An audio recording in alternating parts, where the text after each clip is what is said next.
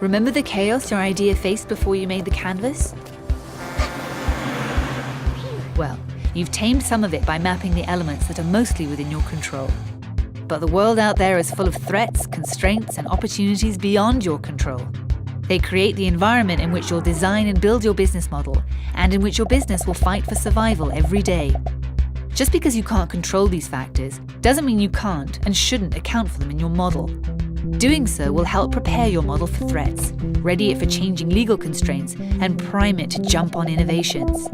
Let's see how mapping the environment will affect the Boomer travel agency model.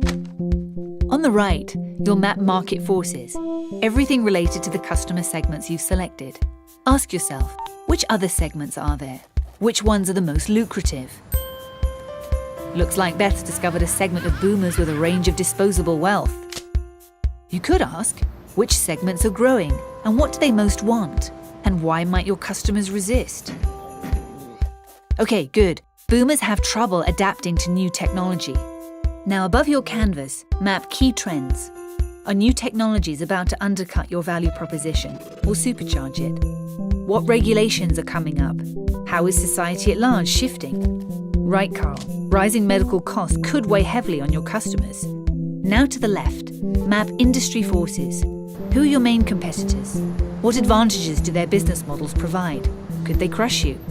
Your industry may already have a dominant competitor, but ask yourself, where are their weaknesses? Can you disrupt them? What might happen as suppliers and partners evolve or don't? Better to know now that the travel field is crowded and volatile, right, Carl? Finally, below your canvas, map macroeconomic forces. How is the global economy doing? Markets may be in a state of rampant uncertainty. How available is capital? Venture capitalists may be taking few risks. How well is the infrastructure developed in the market you are doing business in? Sure, many boomers are experiencing a decline in living standards. Now you've mapped your environment, full of threats, opportunities, and constraints. What do? Use the map, of course, to make your business model more responsive.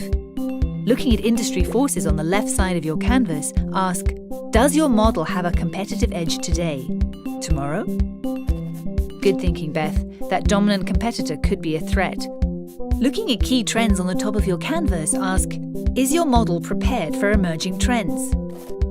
Okay, if rising medical costs encourage overseas treatment, that could be an opportunity for your travel agency. On the right for market forces, is your model in line with evolving customer needs? Sure, if your customers are resistant to the internet, you're right to rethink delivery through a website. And below for macroeconomic forces, how will your model adjust to macroeconomic shifts? Yes, Beth. Unfortunately, travel is becoming a luxury that a growing number of your customers can't afford. But don't be overwhelmed by these elements. Asking and answering these questions will help make your business model better suited to its environment and that much more likely to succeed. Now you're ready to start testing your model in the real world.